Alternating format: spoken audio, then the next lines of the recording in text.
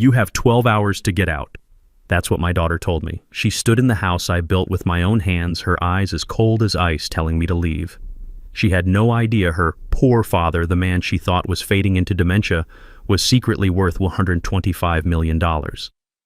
I just smiled, took my wife's picture, and walked away. Her eviction notice arrived the next morning. I'm so glad you're here. If you're watching this, please hit like and subscribe to my channel and tell me in the comments where you're listening to my story from. I want to know just how far this goes. Now, let's get back to it. I was standing in the living room. The October sun slanted through the big bay windows, throwing light across the oak floors I'd planked and sanded myself 40 years ago. This house, our place in Rehoboth Beach, had always been my sanctuary. But today the air felt wrong. The familiar smell of salt and sea was choked out by something else. Something cold and foreign. I was holding the only frame I kept on the mantel. It was Diane, my late wife back in the summer of '85. She was laughing, a smile so bright it outshone the sun her hair caught in the ocean breeze. It's been 2 years since I lost her, but the ache is still as sharp as new broken glass. I ran my rough thumb over the glass, trying to pull some warmth from the memory. Wham! The front door flew open, slamming against the drywall. I flinched, almost dropping the frame. Alicia, my daughter. And she wasn't alone. Her husband, Chad, trailed in behind her. Chad, the white boy hedge fund manager who always looked like he'd just stepped out of a magazine, didn't even look at me. He had his phone pressed to his ear, his voice booming with that special brand of East Coast arrogance. Exactly 7,000 square feet direct oceanfront view, he said, loud enough for me to hear. It's $1 million view. It'll be the perfect venue for the company gala at the end of the month. The clients will go insane, just lock it in. He walked right past me like I was a piece of furniture, heading straight for the floor-to-ceiling windows to admire his new prize. Alicia, her face a mask of cold impatience, marched right up to me. No hello. No, how are you, Dad? Dad, she snapped, her voice sharp. Don't clutter the place. Before I could even process it, she snatched the picture of Diane right out of my hands. My fingers were still closing around the frame, and it made a dry scraping sound as she pulled it free. We need the space. She tossed the frame onto a nearby armchair face down. A simple, brutal act of disrespect. I felt my blood begin to heat up, a slow burn that had been smoldering for a long, long time. I took a deep breath, fighting to keep my voice even. Alicia, you didn't call. I don't have time to call, she shot back. She ran a finger along the dining room table. It's dusty. You can't even keep the place clean anymore. Chad finally hung up his phone and turned around, smiling at Alicia but not at me. It's fine, baby. I talked to the event planners. They're sending a deep clean crew and some designers on Monday. I just stood there. Designers, event planners. What the hell are you two talking about? Alicia let out a long theatrical sigh, the kind you use on a child who just isn't getting it. Dad, listen, I'll make this simple. We're here to take over. Take over? That's right, she said, crossing her arms. Chad needs this house for a major company event at the end of the month. His reputation depends on it. Chad chimed in, his tone patronizing. Nathaniel, these are major clients. We're talking tens of millions in new contracts. We can't host them at some cheap golf club. This place, he glanced around again. It has potential. And you, Alicia continued, are moving in with Julian. I already talked to him. Your old room is still there. It'll be good for you. Someone can keep an eye on you. The way she said keep an eye on you made my stomach turn. Like I was some senile old fool who couldn't be trusted, not the man who built every single thing she had. No, I said. My voice was low and firm. Alicia's eyebrow shot up. No. This is your mother's house. This is our house. I am not going anywhere. Silence filled the room. Chad looked at me, then at Alicia, and then he laughed. It was a short, sharp, ugly sound. Listen, Nathaniel, he said, stepping closer to me. He was a little taller, but he had no weight to him. He was just an empty suit. You're 68 years old. You don't use a $5 million asset. It's a waste. It's just sitting here collecting dust just like you. We need it to build relationships, to create value. Value. I stared at him.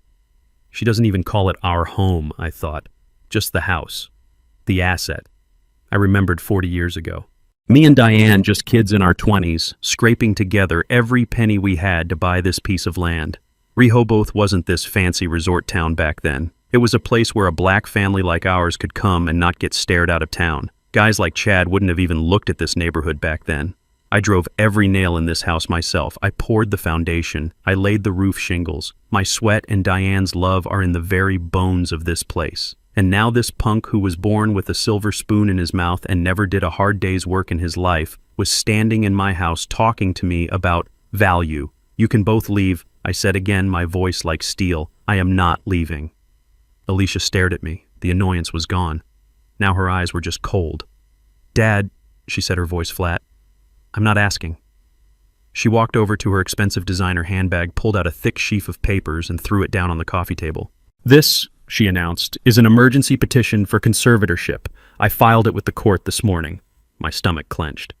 Conservatorship. That's right, Chad chimed in, his smug grin returning. You've been showing signs, Dad. You forgot to pay the electric bill last month. I forgot because I was in Zurich for 3 weeks closing a deal, I thought. You've been refusing medical care, Alicia added. I refused because I don't need the useless, expensive back surgery you two have been pushing on me just to get an insurance payout. And, Alicia looked me dead in the eye, you're showing clear signs of dementia. The court will see that you are no longer competent to manage your own affairs. I almost laughed. Competent. You think a court will believe that nonsense? Oh, they'll believe it, Alicia said, her voice dripping with venom. Especially when both of your children testify to it. That hit me like a punch to the gut. Julian! I pulled out my phone. My hands were shaking not from fear, but from a rage so pure it was almost blinding. I hit Julian's number. It rang once, twice. Then he picked up. Dad. His voice was weak, watery. Julian. What is this? What has your sister done? There was a long pause. I could hear him breathing. Dad, Alicia said it's for the best. She said you're becoming a danger to yourself. She paid off my credit cards, Dad. My debt. I didn't need to hear anymore. I hung up. Julian, my son. The sensitive one, the artist I'd paid for a master's degree he never used. The son who was $80,000 in debt from bad investments and a lifestyle he couldn't afford. And Alicia, she'd bought him. She'd bought my son for the price of a mid-range Audi. I looked up from my phone.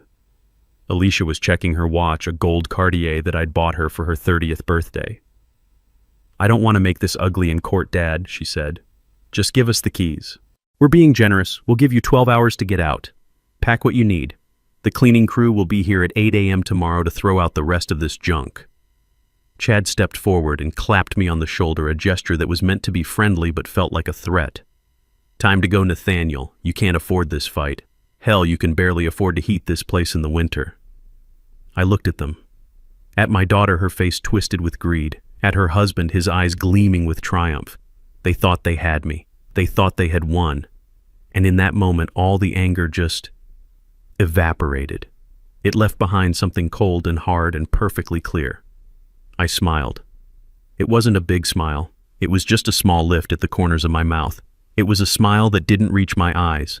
It was a smile that made Chad's hand flinch away from my shoulder. It was a smile that made Alicia take a small, involuntary step back. They clearly didn't know what to do with it.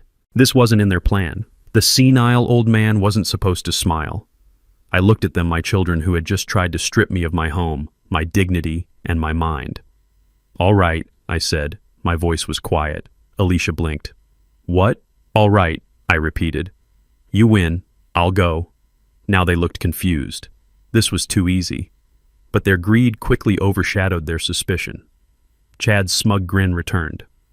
Alicia let out a breath of relief, her concerned daughter mask slipping back into place. It's for the best, Dad. You'll see. I just need one thing, I said. I walked past them, picked up the picture of Diane from the armchair where Alicia had tossed it, and tucked it carefully into the pocket of my flannel shirt. I'll be out by morning, I said. I walked out the front door, leaving them standing in the middle of my living room, already measuring for new furniture. I heard Alicia laugh as I closed the door, a high, sharp sound of victory. I got into my truck. My 2010 Ford F-150, the one with 200,000 miles on it and a dent in the fender. The truck they saw as just another piece of proof that I was a poor old man who couldn't manage. They saw the old truck. They saw the flannel shirt. They saw the 68-year-old black man who they thought they could just push aside. They didn't see the man who had sold an AI logistics software startup for $80 million 6 months ago. They didn't see the man who had spent the last 20 years quietly becoming one of the most successful angel investors in the tech sector. They didn't see the man whose net worth was, as of this morning, $125 million. They saw poor Dad. Good, I thought as I turned the key and the old engine rumbled to life. Let them think that. I didn't drive to Julian's apartment. I didn't drive to a cheap motel. I drove to Dulles International Airport. I walked past the screaming families and the long check-in lines right into the first-class lounge. I ordered a neat whiskey, sat down in a leather chair, and pulled out my phone. I dialed one number.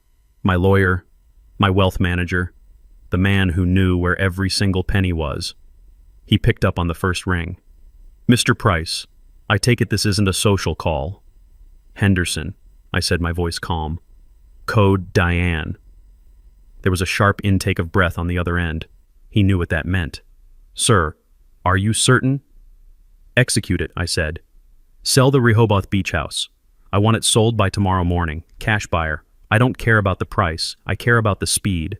I want it closed before 9 a.m. Can you do that? I have a standing offer from a developer in New York who's been trying to get that property for years. He'll pay cash. Consider it done. Henderson said, all business. Good, I said. One more thing. Sir, that Tyson's Corner penthouse, the one Alicia and Chad think they own. Ah, yes, the Nate Holdings LLC property. What about it? Start the proceedings, I said, taking a sip of my whiskey. Take it back. At 8:05 the next morning, my plane was just lifting off the runway at Dulles, and right on schedule, Alicia's white Range Rover and Chad's black Tesla pulled into the driveway of the Rehoboth house. They weren't alone. A big white van marked Executive Cleaners pulled in right behind them. They were ready to scrub my entire life away. I've had a long time to picture this scene. I've played it over in my head 1,000 times based on what my lawyer Henderson pieced together later. Alicia stepped out of her car like she was royalty. She was wearing oversized sunglasses that probably cost more than my first car. She looked, I'm sure, impatient, annoyed that she even had to be there. Chad was already on his phone barking orders before his feet even hit the gravel driveway. Yeah, I want the whole living room gutted, I can just hear him saying. That old fireplace, I want it torn out by noon. We'll put in a wine wall. They walked up to the front porch, the porch I'd sat on with Diane for 40 years, watching the storms roll in. They were high on their victory. They thought they'd won. They thought the old man was defeated. I can hear Alicia's laugh, that high, sharp sound. Ugh, I bet he left a huge mess, she probably said, wrinkling her nose. He probably sat here and cried all night. It's so pathetic. Chad, of course, would have laughed right along with her. He's probably curled up on Julian's tiny futon right now, wondering what hit him. I'm not leaving. Famous last words from a senile old fool. He brought this on himself, Alicia would have snapped, trying to hold on to the past. It's just sad. That's the problem with his generation, baby, Chad would tell her, putting his arm around her. They don't understand progress. This isn't a memory. This is an asset. And now it's our asset. They got to the front door. Alicia turned to the foreman of the cleaning crew. All right, listen up. I want this place sterile by 5 o'clock. Everything inside goes. Furniture, rugs, curtains, all of it. Bag it up. We'll donate the junk later. I want it empty. This was it. Their moment of triumph. Chad, with his smug, arrogant grin, pulled out the key I had given him years ago. He was ready to make his grand entrance to officially take possession of my house. He pushed the key into the lock, ready to turn it and begin his new reign. Chad put the key in the lock. It didn't turn. He jiggled it. Nothing.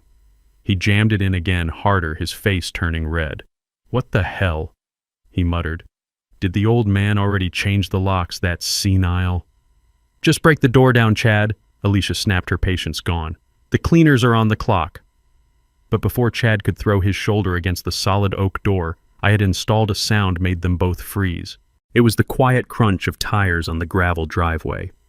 A long, black, impossibly shiny Bentley Continental purred silently up the drive, coming to a stop right behind Chad's Tesla, blocking him in. The cleaning crew stopped what they were doing, all eyes on the car. This was not part of the plan. Alicia let out an annoyed huff. Great. More interruptions. Who is this? The driver's door of the Bentley opened and a man in a perfectly tailored blue suit stepped out. He looked sharp, expensive, and utterly calm. This was Mark, the real estate agent Henderson had arranged. He walked around the front of the car and opened the rear passenger door. A couple stepped out. They were in their late 50s, radiating the kind of effortless wealth that Chad tried so hard to imitate. The woman wore a cashmere coat, and the man had a relaxed, confident smile. They completely ignored Alicia, Chad, and the cleaning van. Instead, they looked up at the house, their faces full of appreciation. "It really is spectacular, Mark," the woman said, her voice carrying clearly in the morning air. "The online photos didn't do it justice." "I told you it was a one-of-a-kind property," Mark said, smiling. This was too much for Alicia. This was her house, her victory. Who were these people acting like they belonged here? She marched down the steps, her heels digging into the grass. "Excuse me," she called out, her voice high and sharp. "Can I help you?" "This is private property." Mark, the agent, turned to her. His smile was polite, professional, and completely unbothered. "Good morning. You must be Alicia." Alicia stopped. "How do you know my name? Who are you?" "I'm Mark," he said, extending a hand, which Alicia ignored. "We're just here for the final walkthrough. The new owners wanted to see the place one more time before their designers arrive." Chad had come up behind Alicia, puffing out his chest. Walkthrough for what? We're the owners. "Now I'm going to have to ask you to leave. You're trespassing." Mark's polite smile didn't waver for a second. He looked down at the tablet he was holding. "Ah, I see the confusion. You must be mistaken. You aren't the owners." Alicia let out a laugh, a sound like cracking ice. "Mistaken. You're mistaken. This is our house. It belonged to my father, Nathaniel Price, but he's no longer in charge. We are. Now get off our property." "Ah," Mark said, tapping his screen. "Nathaniel Price. Yes, the former owner." That one word hit them like a freight train. It hung in the salty air, sharp and undeniable. Alicia's face went pale. What did you just say, former?" Chad stepped in. "Listen, buddy, I don't know what kind of scam you're pulling." "There's no scam, sir," Mark said, his voice still perfectly level. "Mr. Nathaniel Price sold the property this morning at 7:30 a.m. Dead silence. The cleaning crew looked at each other. Alicia just stared, her mouth half open. "That's impossible," Chad sputtered, finally finding his voice. "That's a lie. He couldn't. We're his legal guardians." "He can't sell it," Alicia shrieked, her voice cracking. "We filed a petition. He's mentally incompetent. The sale isn't valid." Mark finally dropped the polite smile. His expression turned cold. "Ma'am, I don't know anything about a petition. What I do know is that I am standing here with Mr. and Mrs. Harrison, the new legal owners of this $5 million property. The sale was closed an hour ago. It was an all-cash offer signed and executed by Mr. Price and his legal counsel from one of the top law firms in D.C. It is 100% valid." "Now," Mark continued, turning to the new owners, "if you'll follow me, I'll show you the master suite." "No!" Alicia screamed. She lunged forward, trying to get past Mark to the front door. "This is my house. Get out! Get out!" Chad grabbed her, but he was just as stunned. "She's right. This is illegal. We'll sue you. We'll sue the old man, the new owner." Mr. Harrison finally spoke. He looked at Chad with a mixture of pity and disgust. "Son, I don't know who you are, but you're making a fool of yourself. We just bought this house. Now I suggest you take your friends," he gestured to the cleaning crew, "and your daughter and leave before I call the police for trespassing." Mark, the agent, stepped up to the front door. He pulled a brand new key out of his pocket. He slid it into the lock. It turned with a smooth, satisfying click. The door swung open. "Welcome home, Mr. and Mrs. Harrison," Mark said. ignoring the two statues of fury and disbelief crumbling on the lawn behind him. Alicia just stood there frozen. Her face was a mask of pure, uncomprehending rage. "What? What did you just do? Get out of my house!" Mark, the agent, didn't even look at her. He held the door open for the new owners. "Mr. and Mrs. Harrison, please, after you. Watch your step." As the couple walked past, completely ignoring my daughter, Chad seemed to finally snap out of his stupor. He lunged forward, not at Mark, but at the new owner. "Hey, you can't just walk in here. I'm telling you, this sale is a fake." Mr. Harrison stopped and turned. He was a man who clearly was not used to being yelled at. He looked Chad up and down with utter contempt. "Young man, I have already been more patient than you deserve. I have a legally executed deed of sale. You are the one trespassing. Mark, call the police." "That's not necessary," Mark said, stepping calmly between Chad and the new owners. He looked directly at Chad, his voice dropping all pretense of politeness. "Sir, your problem is not with Mr. Harrison. Your problem is with Mr. Nathaniel Price. And frankly, your problem is also with me if you continue to harass my clients." "We'll see about that," Chad yelled, his voice cracking. He was sweating now, his expensive suit looking wrinkled. "This is fraud. We will have this entire sale invalidated by noon. The owner, Nathaniel Price, is mentally incompetent. He's senile. We filed a conservatorship petition yesterday." Mark actually laughed, a single sharp, dismissive sound. "A petition? You filed a piece of paper. A piece of paper that hasn't even seen the inside of a courtroom. That's what you're banking on."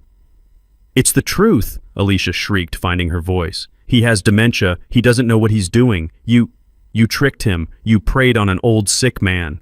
Mark shook his head, looking almost bored. "Ma'am, I have been a high-end real estate broker in this state for 20 years. I do not trick people. I met with Mr. Nathaniel Price last night at Dulles Airport. He was sharp-focused and completely in command of his faculties. He was also, I might add, accompanied by Mr. Henderson of the Henderson Price Gable law firm, one of the most powerful attorneys in Washington, D.C. The color drained from Chad's face. He knew that name. Everyone in D.C. finance knew that name. That's not possible," Chad stammered. "Oh, it's very possible," Mark continued, enjoying this now. "Mr. Price signed all transfer documents. Mr. Henderson notarized them, and Mr. Harrison's bank wired the full $4.5 million in cash, which was confirmed received by Mr. Price's holding company at 7:31 a.m. this morning. This property," he slapped the solid oak door frame, "is sold. It is done. It is, as you put it, invalidated. But for you, not for them." Alicia just stared at him, her brain trying to process the words. $4.5 million, she whispered. He sold it for... He gave away $500,000. "He didn't give it away, ma'am," Mark said. "He prioritized speed. He wanted a fast, clean, all-cash closing. And he got it." Mark then turned to the foreman of the cleaning crew who was standing by his van watching the whole show. "Sir, I'm afraid your services will not be required. The new owners have their own contractors. You'll need to send your invoice to them." He gestured at Alicia and Chad. That was the final blow. The foreman's face hardened. "What? She told me this was a corporate account." "I'm sure she did," Mark said. "Now, Mr. and Mrs. Donovan, I am officially on behalf of the new owners telling you to vacate this private property immediately. If you are not in your vehicles in the next 60 seconds, I will be calling the Rehoboth police and having you removed for trespassing." Alicia finally broke. She let out a sound, a wild animal sound of pure rage and loss. No, I'm calling him. I'm calling my father. He can't do this to me. He can't." She ripped her phone out of her purse, her fingers stabbing at the screen. She put it to her ear. I know what she heard. The click, and then the automated voice. "The subscriber you have dialed is not available. Please try again later." I was at that moment 30,000 feet over the Atlantic sipping a glass of champagne. He's not... He turned off his phone," she screamed at Chad as if it was his fault. "He turned off his phone," and as they stood there defeated on the lawn of a house that was no longer theirs, I allowed myself a little extra piece of satisfaction. You see, I didn't just sell the house to any cash buyer. Henderson and I had been very specific. The man who had just walked into my house, Mr. Harrison, he was Robert Harrison, the CEO of Harrison Capital, the one and only business rival that Chad truly pathologically hated. The man who had outbid him on 3 major deals in the last year. Chad hadn't just lost a $5 million asset. He had just personally handed it over to his greatest enemy. I took another sip of champagne. That, I thought, was what you call value. Good luck with the company party, Chad. I'm sure Mr. Harrison will send you an invitation. I could picture it so clearly, it was almost like I was there standing right beside them instead of 30,000 feet over the Atlantic. My daughter, Alicia. Her perfectly composed mask shattered into a million pieces. Her face, which I used to adore, now twisted in a blotchy red mask of pure fury. I can see her stabbing at the screen of her phone, dialing my number again and again and again. "Answer me, you old bastard, answer me!" And hearing nothing but the click and the polite automated voice telling her the subscriber was unavailable. She'd turn on Chad, her eyes wild, her voice a shriek. He turned off his phone. He's gone. He turned off his phone. And Chad? Oh, Chad. He would just be standing there paralyzed. This wasn't in his playbook. He's a bully who only knows how to punch down at people he thinks are weaker than him. But he just got hit by a freight train from an angle he never saw coming. He's watching the new owners, his owners, walk through the house he was measuring for a wine wall just 10 minutes ago. He's watching the cleaning crew pack up their vans, the foreman walking over to him, hand outstretched, demanding payment for their time. This is the moment the real panic sets in, the moment they both realize this wasn't just a setback, this wasn't a misunderstanding, this was an execution. Alicia would be hysterical, probably calling Julian next, screaming into the phone. Did you know he was doing this? He sold the house. And Julian, my weak, terrified son, would just be babbling on the other end, as clueless as they were. They're standing on the lawn defeated, humiliated in front of strangers, humiliated in front of the working men they'd hired to throw my life in a dumpster, and most importantly, humiliated in front of the new owner. And that's the part I savored the most as I looked out my window at the clouds. You see, I didn't just sell the house to any cash buyer. Henderson and I had been very, very specific. The man who had just walked into my house, the man who was at that very moment probably admiring the ocean view from the master bedroom, that was Robert Harrison, the CEO of Harrison Capital. Chad doesn't just dislike Robert Harrison, he hates him. He hates him with a deep, pathetic professional jealousy. Harrison had outbid him on 3 major deals in the last year, making Chad look like a fool in the boardroom. Chad sees Harrison as his ultimate rival, the man he measures his entire pathetic life against. And I, poor senile Nathaniel Price, had just sold my $5 million house to his greatest enemy for $500,000 less than it was worth, just to make sure it happened so fast. Chad couldn't even blink. Alicia wanted to build relationships. Chad wanted to host a gala to impress his clients. Well, I'm sure Robert Harrison will be happy to host them. I'm sure he'll send Chad an invitation to the party. Maybe he'll even hire him to park the cars. The flight attendant leaned over. "More champagne, Mr. Price." I smiled a real smile this time. "Yes, thank you. I think I will." The first part of the plan was done. Now, for Phase 2. The drive from Rehoboth Beach back to Tyson's Corner, Virginia is about 2.5 hours. I, of course, was well into my second glass of champagne by then, somewhere over the coast of Newfoundland. But I can picture every single minute of that drive for them. It wouldn't have been a quiet drive.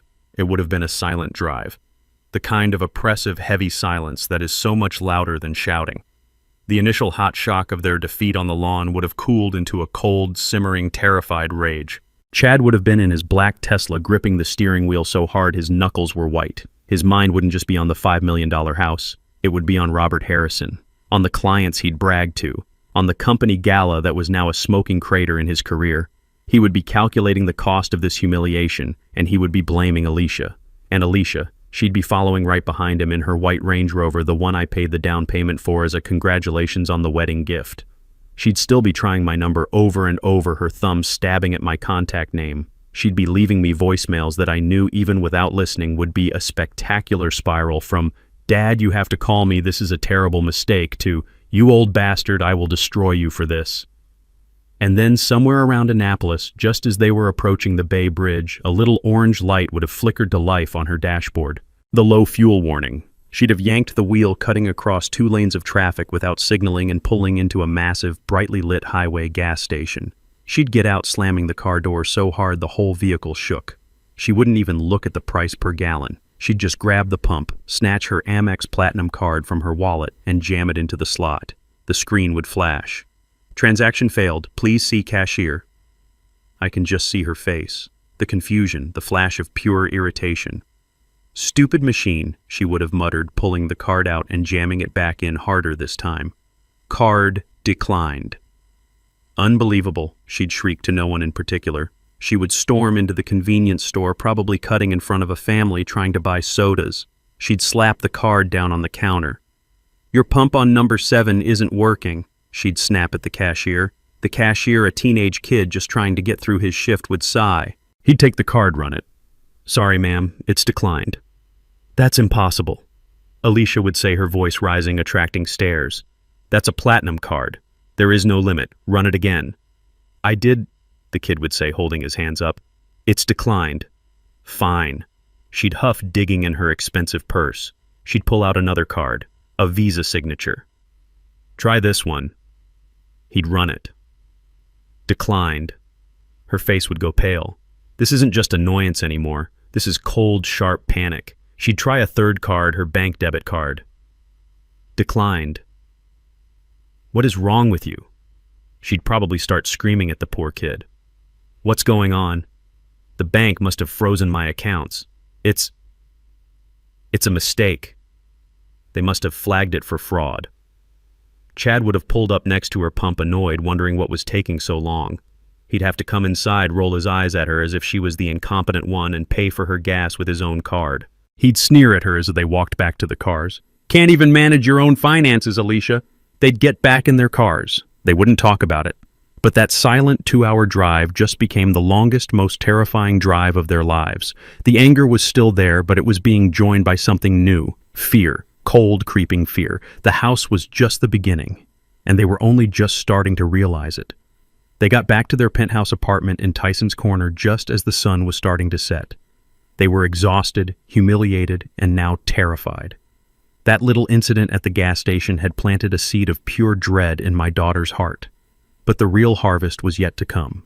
They walked into their gleaming modern apartment, the one with floor-to-ceiling windows overlooking the entire DC metro area, the one I paid for. The silence that had filled their cars now filled their home. Chad probably threw his keys onto the marble countertop, the sound echoing in the massive empty space. Alicia likely collapsed onto one of her white leather sofas, kicking off her expensive shoes. And then Chad's phone would have buzzed. An angry text, then another. It was the foreman from the cleaning crew.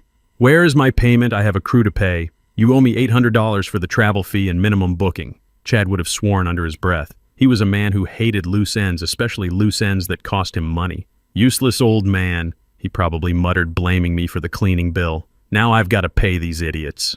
He'd pull out his laptop, sit at his glass desk, and log into his online banking. He'd find the invoice from the cleaning company and click Pay Bill. He'd type in his account information, the one he used for all his business expenses. He'd hit Enter. A little red box would pop up on his screen. Transaction failed. Insufficient funds. Chad would have stared at it. Insufficient. What? He'd check the balance. The account, which should have had at least $50,000 in it now, read 1250 near. He'd have felt a jolt of pure electric panic. No. He'd switch to another account, a joint savings account he shared with Alicia. Balance, $0. Alicia, he'd yell, his voice suddenly high and thin. Get over here now. Alicia would have run over, her face pale. What is it? What's wrong? The accounts. Look, he'd point at the screen. She'd see the zeros. What is that? It's a mistake. It has to be a bank error. Call them. Chad would be frantically clicking, logging into another portal. His main portal. The one that managed his quarterly consulting fee. I could have told him not to bother, I thought, as I signaled the flight attendant for a water. You see, Chad thinks he's a brilliant investment manager. What he never bothered to find out is that his largest client, the one that paid him a consulting fee of $20,000 every quarter, wasn't some anonymous offshore fund. It was Nate Holdings LLC, my holding company. And at 9:00 a.m. this morning, right after the house sale closed, I'd had Henderson not just cancel the next payment, I had him claw back the last two, citing gross non-performance. Chad's screen would have loaded, his consulting account. Balance negative $40,000. He would have made a sound, a dry, choking gasp. It's gone. He took it all. He took the money back. What are you talking about? Alicia would be screaming now. What about my trust? The trust from Mom. He can't touch that, it's mine. Oh, my sweet, foolish daughter. That was the part I was proudest of. She'd log into her own bank account, the one where her inheritance landed on the first of every month. The $15,000 allowance she'd been living on since my Diane passed away. Alicia always called it Mom's money, I thought, swirling the ice in my cup. She believed Diane had left her a private trust. She never read the paperwork. She was too arrogant, too entitled to read the fine print.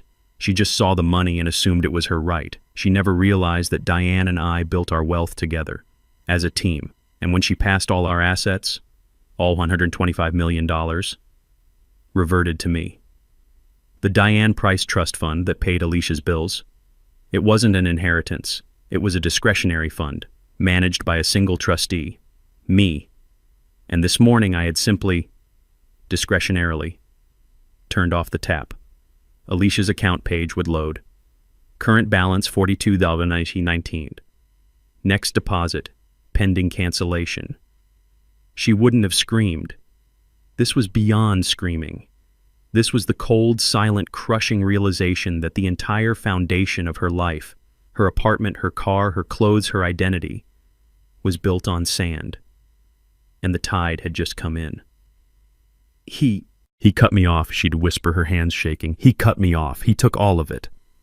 Chad would be in a full-blown panic, pacing the apartment, running his hands through his hair. The house, the accounts, he's liquidating, he's running. That old bastard is trying to hide the money before the conservatorship hearing. We have to stop him, Alicia would say, her whisper turning into a desperate yell. We have to call the lawyers. We have to freeze his assets. What about Julian?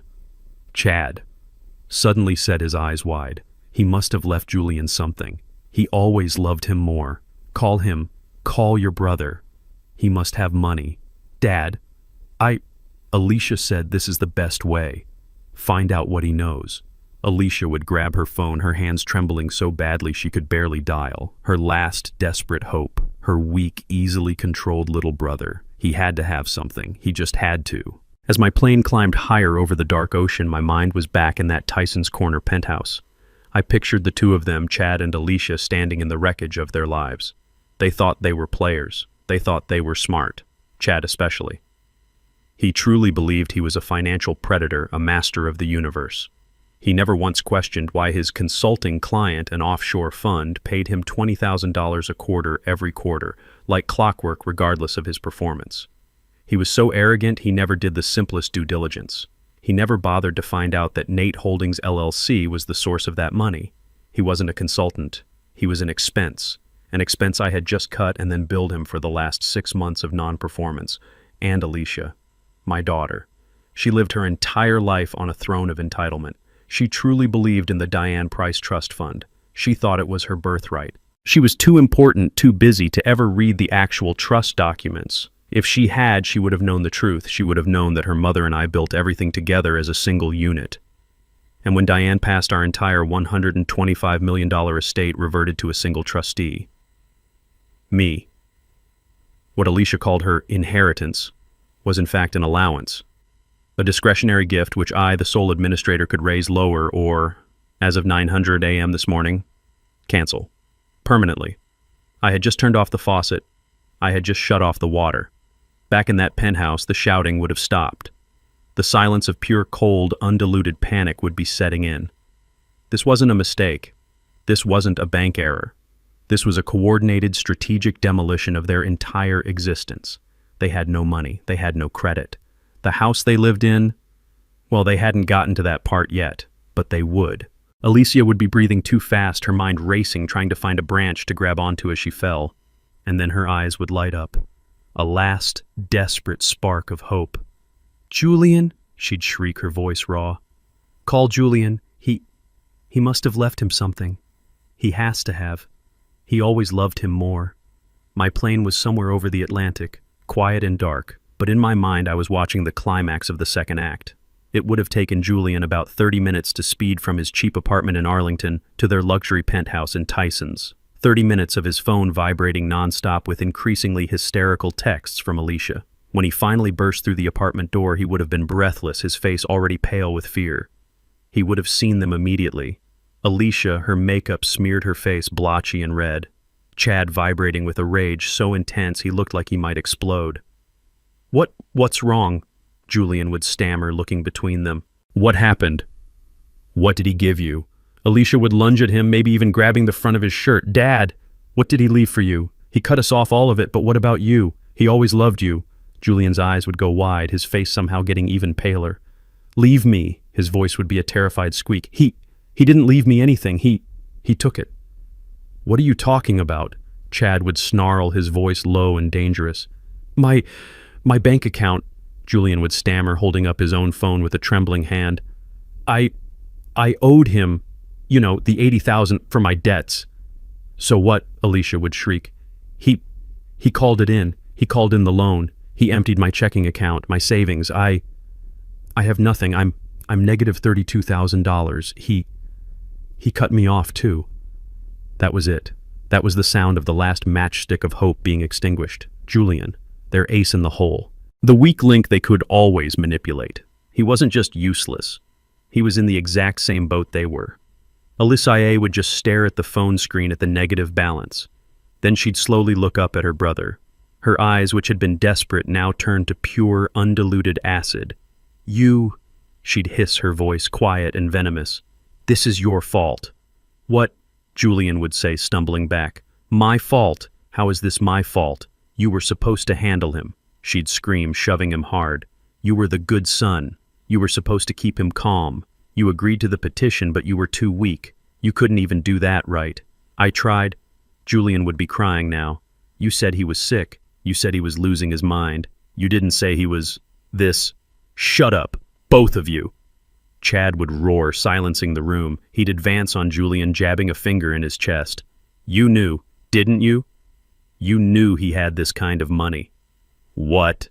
No. Chad, I swear I had no idea. Liar. Chad would shove him back. You played us. You played your own sister. You let us do the dirty work. Let us be the bad guys thinking you could swoop in later, be the loyal son and get him to give it all to you.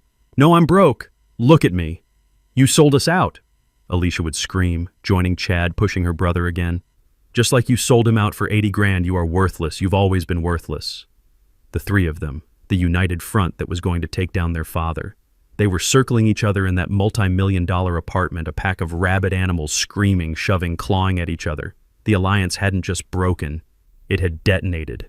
They were rats in a trap, and they were so busy tearing each other apart they wouldn't have heard the sound at the door. A polite, firm knock, knock, knock. The screaming match was at its peak. Alicia, Chad, and Julian. A pit of vipers tearing each other apart now that the money was gone.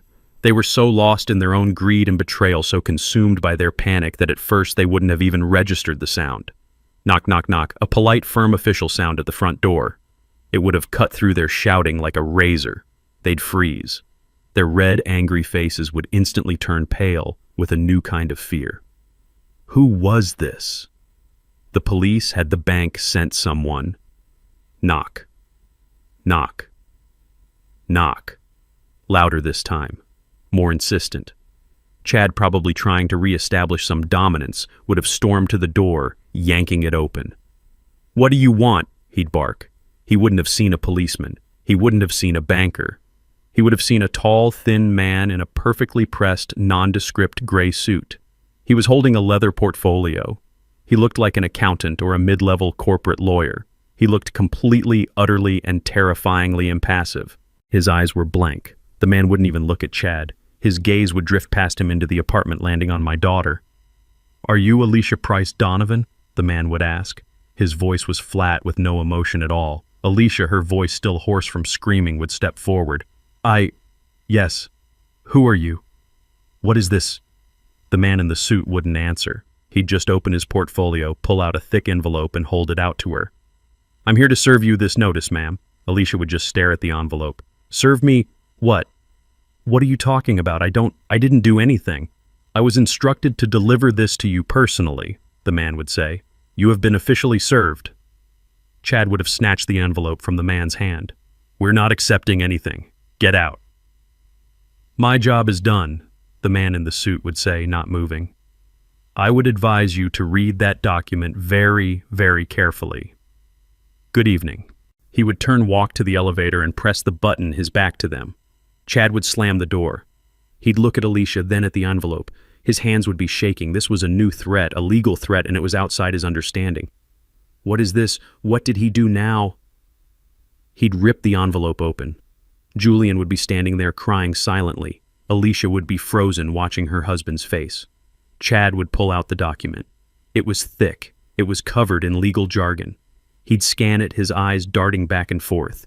He'd read the first paragraph, and then his face, which was already pale, would turn the color of ash. Alicia, he'd whisper. It wouldn't even sound like his voice. What she'd say. What is it, Chad? What did he do? Chad would look up from the paper, his eyes completely vacant with a horror that eclipsed everything else. This is an eviction notice. An eviction. Alicia would laugh, a short, hysterical bark. That's ridiculous. He can't evict us. We own this apartment. He can't. No, Chad would say, his voice trembling as he read from the paper. It says, "Notice to quit. To tenants Alicia Price Donovan and Chad Donovan, from the legal owner, Nate Holdings, LLC." Alicia's world would stop. Nate Holdings, what? What is that? That's his company, the one from the bank. It says, Chad would continue, his voice breaking. The property owner Nate Holdings, LLC hereby terminates your at-will tenancy. Per the terms of your rental agreement. Rental agreement. Alicia would finally scream, snatching the paper from him. What rental agreement? We bought this place. Dad gave it to us. It was our wedding present. She'd scan the pages, her eyes flying over the legal text until she saw the attached copy. A copy of a document she had signed 5 years ago, right after her honeymoon. A document she had been too excited, too arrogant, and too busy to read. A document she thought was just boring tax paperwork for her wedding gift. A document that was in fact a 10-page rental agreement. And right at the bottom, her signature. And Chad's signature. This isn't real, she'd whisper, the paper falling from her fingers. He tricked us. It says, Julian would say, picking up the paper, his voice dead. Tenants must vacate the premises within 24 hours. 24 hours. The man in the suit was gone. The apartment was silent. The fight was over. They had lost the beach house. They had lost their money. And now they had just been told they were homeless. Rental agreement. Alicia's voice wasn't just a scream. It was a sound that broke the sound barrier of her own reality. It was the shriek of a mind rejecting a fact it could not process. What rental agreement? We own this apartment. Dad gave it to us. It was our wedding present. You're lying. Chad didn't say anything. He was breathing like a man who had just been pulled from icy water. He was no longer angry. He was no longer arrogant. He was just terrified. He stumbled, then ran to the elegant mahogany desk in the corner of the room. He ripped open the bottom drawer, pulling out hanging files, throwing papers everywhere. Chad, what are you doing? Alicia cried, following him. Call the police. This is fraud. The papers. Chad was muttering, his voice shaking. The wedding papers. The closing documents. They're here. I know they're here. He wasn't looking for proof to show the man in the suit. He was looking for proof to show himself. To prove that the world he was standing in was still real. Ah, the closing documents. My flight was beginning its descent into Florence. I closed my eyes and pictured those documents so clearly. I remember when they found this apartment 5 years ago, right after the wedding. They were insufferable. Oh, Dad, it's perfect, Alicia had gushed over the phone. It's a $4 million penthouse in Tyson's. It's us. Chad, of course, had gotten on the line. He tried to sound like a big-shot financier. Nathaniel, the financials are tricky, but I've got a plan. If you can co-sign and we structure the loan through my fund, we can leverage the asset. He was trying to get me to pay for his $4 million apartment without him having to put a single dollar down. It was almost impressive in its audacity, so I made him a counteroffer. Son, that sounds complicated. I'd said in my most folksy, poor dad voice. All those banks, all those variable rates. Why don't we keep it simple? I'll just buy it. Cash. It's cleaner. We'll set up an LLC, for tax purposes. It'll be my wedding gift to you both. The silence on the other end of the line was deafening. They were stunned. $4 million. Cash. They couldn't believe their luck. They were so blinded by the number, so blinded by their own greed, that they didn't ask the right questions. They didn't ask who exactly will be the owner of that LLC. A week later, we were in my lawyer's office. Henderson's office. Henderson, in his boring gray suit, slid a stack of papers across the conference table. All right, Alicia Chad, this is the standard formation for the LLC and the tenancy paperwork for your records. Just sign here, here, and here. They were giddy, drunk on the idea of their new life. They saw Nate Holdings LLC at the top of the page and assumed it was a company I had given them. They saw Tyson's Penthouse and their names. They didn't read the fine print, they never do. They didn't see that they were signing as managing tenants, not owners. They didn't see the monthly lease payment of $100. They probably thought it was just some legal fee, a quirk in the tax code. For 5 years, they'd paid that $100 a month, believing it was a management fee for their company. They had no idea they were paying rent. They didn't read the at-will tenancy clause.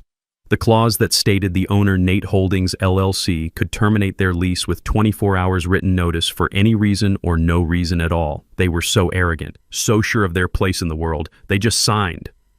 They signed their own death warrant. "Found it!" Chad roared back in the penthouse. He pulled a thick file labeled Penthouse Deed from the back of the drawer. He ripped it open, scattering papers. "See?" he yelled at Alicia, his voice cracking with a desperate false triumph. "See, it's right here, His voice trailed off. He was staring at the top page. It wasn't a deed. It wasn't a title. It was a 20-page document with a cover sheet. And on that cover sheet, in bold, clear type, were the words, "Residential Lease Agreement." "No," he whispered. "No, this is the wrong file." He frantically dug through the other papers, but they were all the same. Utility bills, insurance forms, and the lease. Always the lease. Alicia snatched the document from his hand. Her eyes wide and frantic scanned the page. She didn't understand the legal jargon, but she understood the words. She understood landlord. She understood tenant. She understood monthly rent. Her eyes flew to the last page, to the signature block. She saw her own beautiful flowing signature. Alicia Price Donovan, right above the line that read, tenant. She saw Chad's sharp, arrogant signature. Chad Donovan, right above the line that read, tenant. And then she saw mine, Nathaniel Price. Above the only line that mattered, landlord, authorized representative Nate Holdings LLC. She made a sound, a small choking sound as if all the air had been sucked from her lungs. The paper fluttered from her fingers. She finally understood. The $100 fee every month, it was rent, the company Nate Holdings. It wasn't their company, it was his. The apartment she was standing in, the apartment she had hosted parties and the apartment she had built her entire identity around, was never hers. She hadn't been given a gift. She had been allowed to stay. She didn't faint. She didn't scream. She just collapsed. Her legs gave out. She crumpled to the expensive Italian marble floor, her body folding in on itself. Julian, who had been standing by the door, frozen in terror, slowly bent down and picked up the other document. The eviction notice. The one the man in the suit had delivered. He read the last line out loud, his voice a dead monotone in the silent tomb-like room.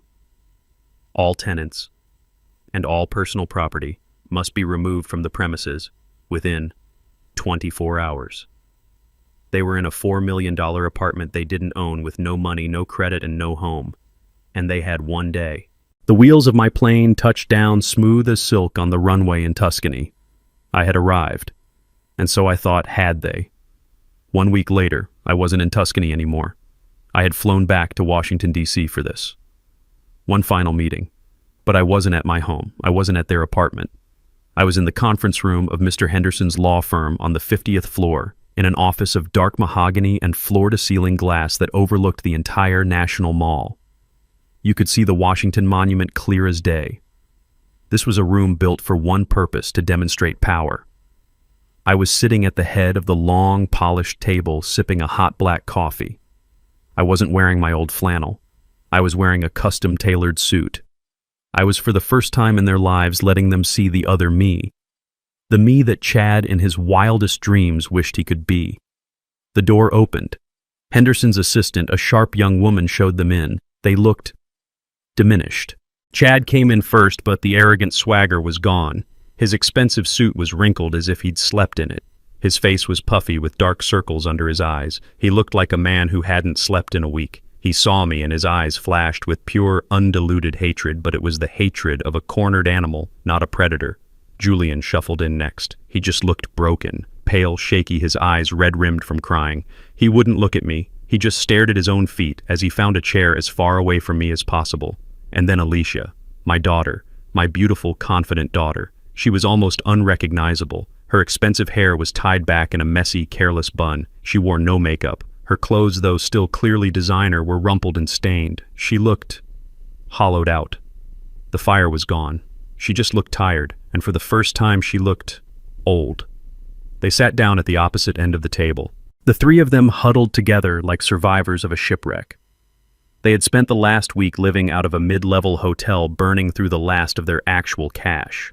They had tried to hire a lawyer, but no lawyer in D.C. would take their case. Not when they had no money, and especially not when they found out they would be going up against Henderson. Henderson himself walked in carrying a thick leather binder. He sat down at my right hand, placed the binder on the table with a solid, definitive thud, and looked at the three of them over the rim of his glasses. "Thank you for coming," Henderson said, his voice cold and formal. Chad tried to puff himself up. We're here to discuss the illegal seizure of..." Henderson held up one hand. And Chad stopped talking instantly. "You are here," Henderson said, "because my client Mr. Price was generous enough to grant you this meeting. You are not here to make demands. You are not here to negotiate. You are here to listen." I took another sip of my coffee. The room was silent. The final act was about to begin. The silence in that room was heavier than gold. Henderson's words just hung in the air, absolute and final. "You are here to listen." That's what broke her. It wasn't a loud noise. It was a hitch in her breath, a tremor that ran through her shoulders. Alicia, my daughter, who had stood in my house and given me 12 hours to get out, began to cry. It wasn't the fake theatrical crying she used to get her way. It was an ugly, broken, desperate sound. The sound of a person who has truly, completely hit the bottom. Her head fell into her hands and her shoulders shook. It was his idea," she whispered through her sobs. Chad's head snapped toward her, his eyes wide. "What did you say?" Alicia lifted her head, her face a mess of tears and smeared mascara. She pointed a trembling finger directly at her husband. "Him!" she screamed, her voice cracking. "It was all him!" She turned her desperate, pleading eyes to me. Dad, please. You have to believe me. It was all Chad. The conservatorship, the petition, that was his idea. He told me you were sick. He told me you were losing your mind. He said we had to protect the assets from yourself." Chad looked like she had just stabbed him. You lying He did!" Alicia shrieked, jumping to her feet. "He told me you'd be grateful. He told me Julian agreed to it. He pushed me. He said I was being too emotional and not seeing the big picture. I never wanted any of this. I just wanted to help. It was, I had to admit, a spectacular performance, a masterpiece of self-preservation." The rat cornered had decided to eat the other rat. Chad was sputtering. He looked from his wife to me to Henderson. He was being dismantled piece by his own partner. His rage finally boiled over his fear, momentarily forgotten. "You will not do this, Alicia!" he roared, slamming his palms down on the polished table. The sound echoed in the quiet room. He stood up, trying to regain his master of the universe posture. He puffed out his chest.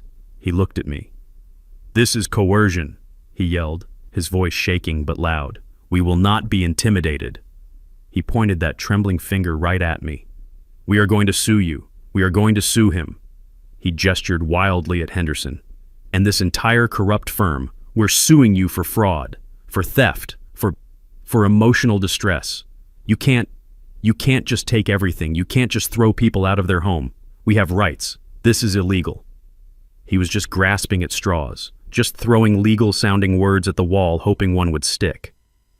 He'd forgotten the lease. He'd forgotten the law. He'd forgotten everything except his own wounded pride. He was pathetic. I didn't say a word. I just looked at him. Then slowly I turned my gaze to Henderson. I didn't say a word. I just let him finish his little tantrum. I let him spit and yell and make his empty threats. I let him exhaust his own rage, and when he was finally done breathing hard, his fingers still trembling in the air, I just looked at Henderson. Henderson didn't sigh. He didn't raise his voice. He just looked at Chad with a kind of clinical cold pity. "Sue us," Henderson said, his voice quiet, cutting through the room. "Mr. Donovan, please, I invite you to sue us. I would genuinely love to see you stand up in a court of law and try to explain this." He slowly opened the thick leather binder that had been sitting in front of him. He turned it around and slid it with one smooth motion down the polished mahogany table.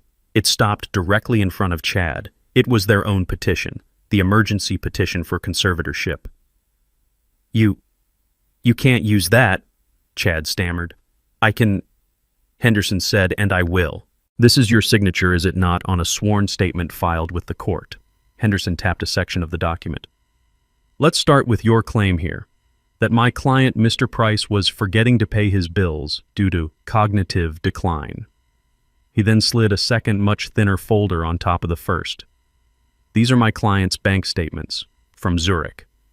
They confirm that during the exact week you claimed he was forgetting his electric bill, he was in fact personally presiding over the $80 million liquidation of his AI logistics firm. You call it dementia. The banking world calls it a brilliant closing. A court of law," Henderson's voice dropped, "calls it perjury." Alicia made a small, choked sound. Julian flinched.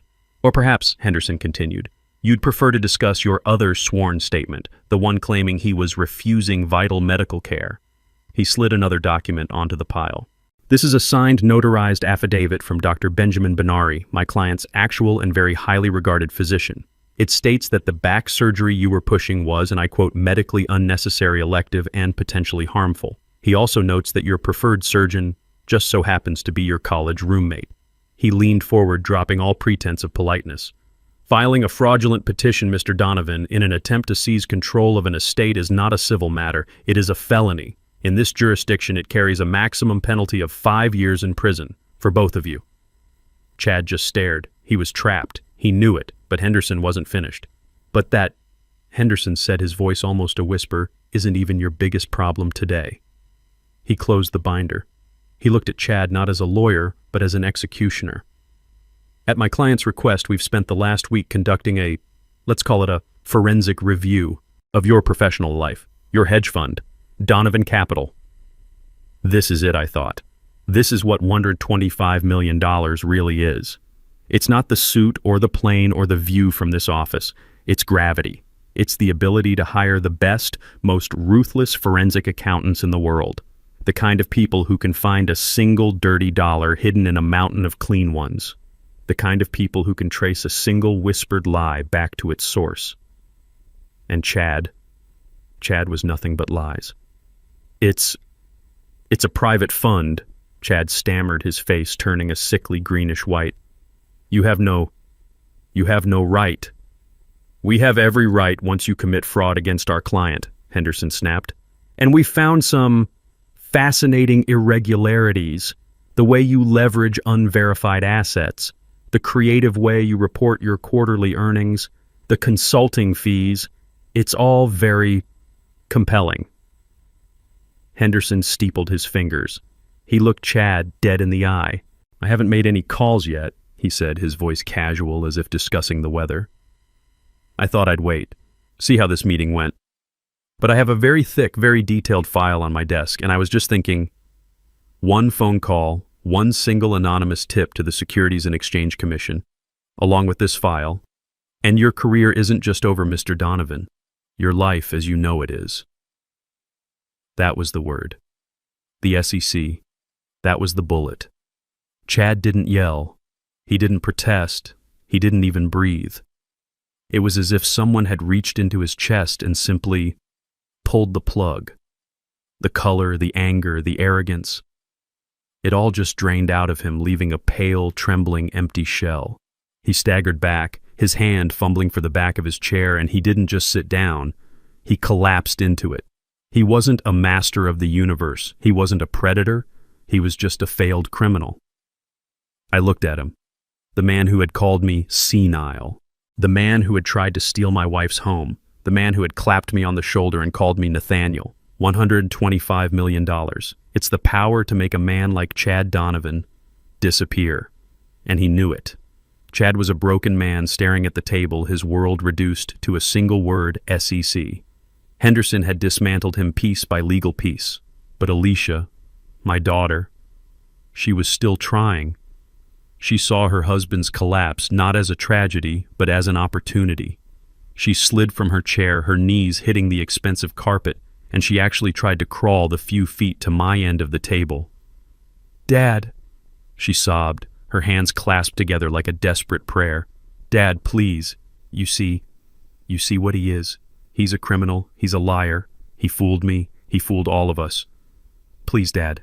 I'm your daughter. I'm all you have left. Don't let him ruin me too. I'm sorry. I'm so sorry." I let her crawl. I watched her, this 35-year-old woman groveling on the floor of a lawyer's office. I watched her throw her own husband, the man she had plotted with, under the bus without a second's hesitation. I waited until she was done, until her fake sobs subsided into whimpers. And then, for the first time in that entire meeting, I spoke. My voice was quiet. It wasn't angry. It wasn't sad. It was just empty. "Get up, Alicia." She flinched as if I had shouted.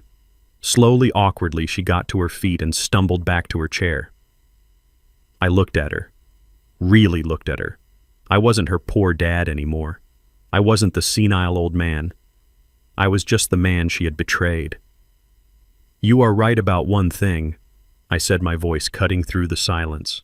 "You are my daughter, and you stood in your mother's house, the house we built, the house where she died, and you tried to steal it."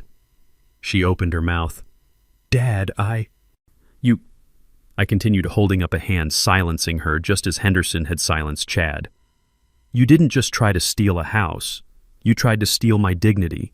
You tried to have me declared insane. You tried to erase me. You and your partner plotted to strip me of my home, my name, and my mind, and you did it all for money." I let the words hang in the air. "Your mother, my Diane, she believed in you. She thought you were strong, but you are just greedy, and you are weak." I looked at Chad, who was still staring into the void.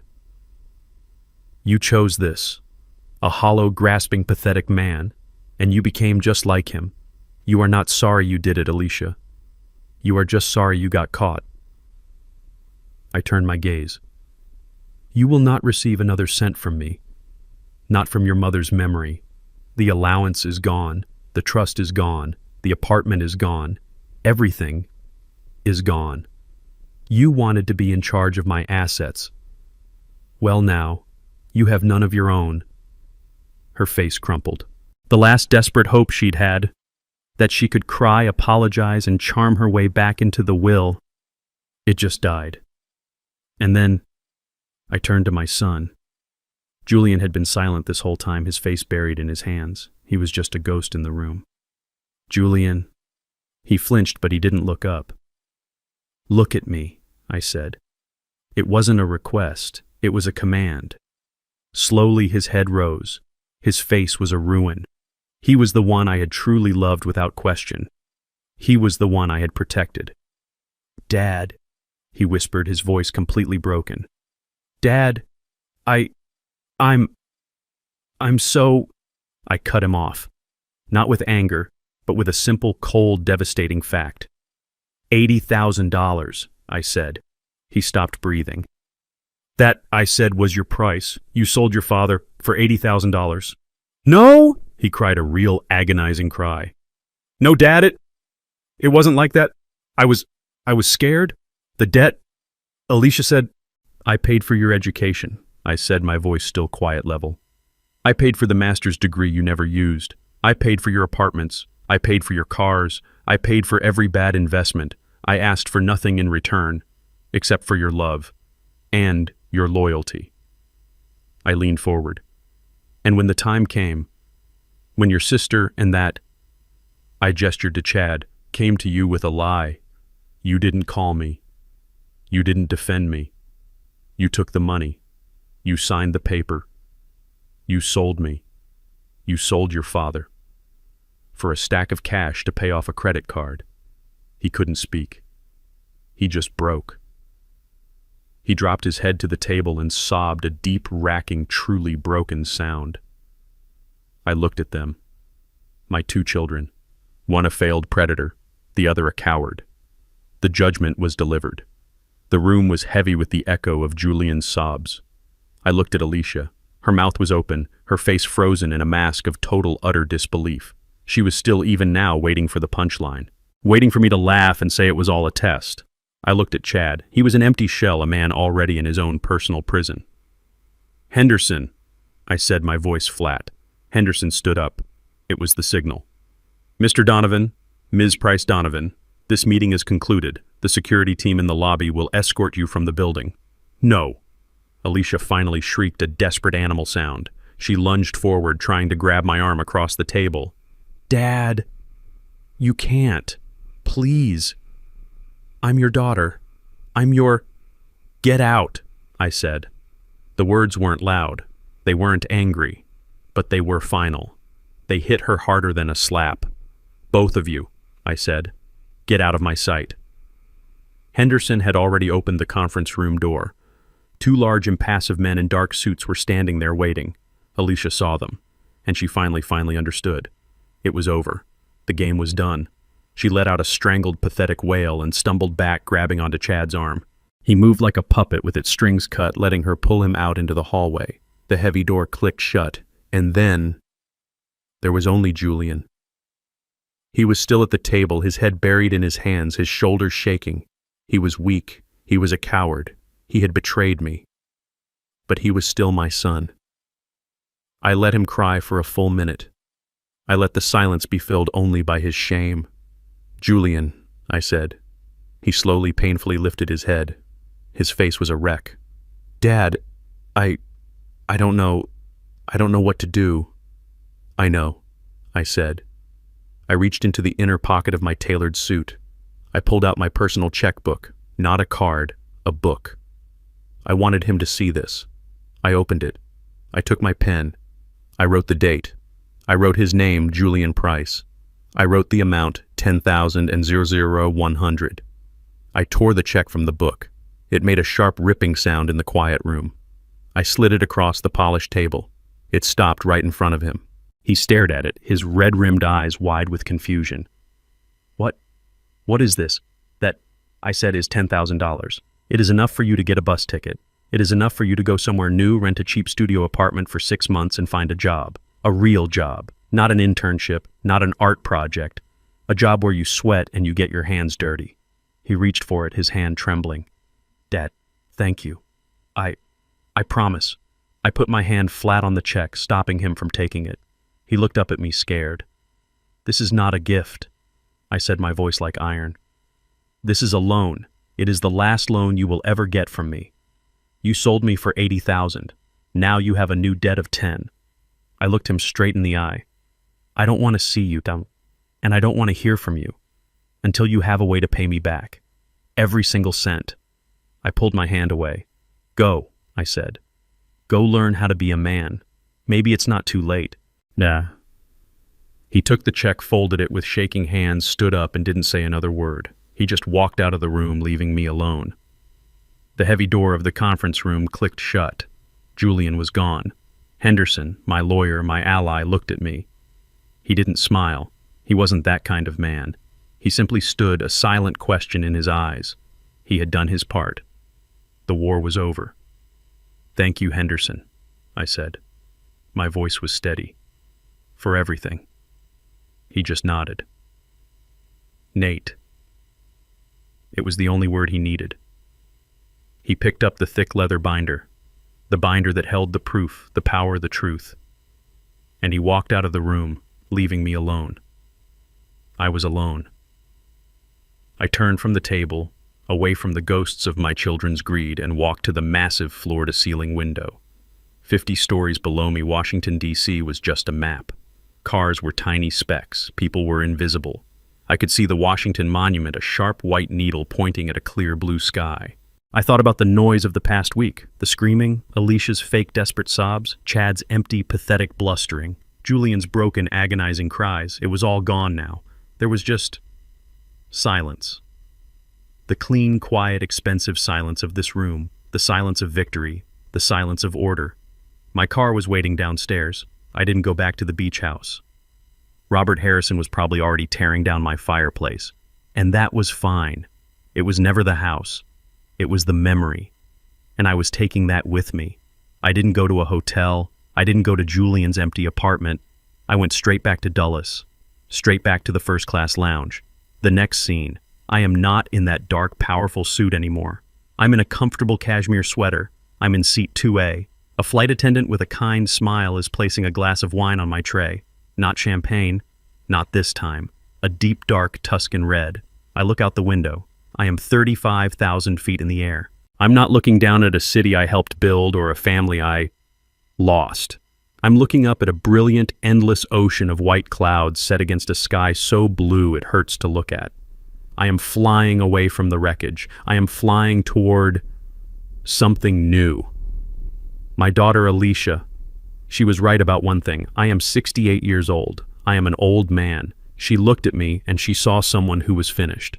She saw a poor dad. She saw an asset to be managed, a problem to be solved, a resource to be liquidated. What she forgot, what they all forgot, was the one vital lesson my Diane taught me. The lesson she lived by and the lesson she died with. Nate. She used to tell me, her hand in mine, never ever mistake kindness for weakness. I let them be selfish. I let them be greedy. I let them be weak. And I was kind. Until they mistook that kindness. Until they crossed the line. I didn't do this for revenge. Revenge is a hot, messy, empty emotion. I did this for order. They had created chaos. They had broken the fundamental rules of family, of respect, of decency. They had spit on their mother's grave. And I simply put things back in their proper place. My son is on a bus somewhere with $10,000 learning the value of a single dollar maybe for the very first time. My daughter and her husband are in a cheap hotel learning the value of everything else. And I am on a plane to Italy about to learn how to live again. The books are balanced. The accounts are settled. Order is restored. This whole ordeal taught me a hard lesson, one that took me 68 years to fully understand. I spent decades confusing generosity with love, giving my children everything they wanted, but I never taught them what they needed. I never taught them respect. When they mistook my kindness for weakness, I had to finally set the boundary. I learned that true family isn't built on financial support. It's built on mutual respect and dignity. Sometimes the only way to reestablish that order is to show that every action has a very real and very final consequence. What would you have done in my position? Do you think I went too far, or was it the only lesson they would understand? Let me know your honest thoughts in the comments below.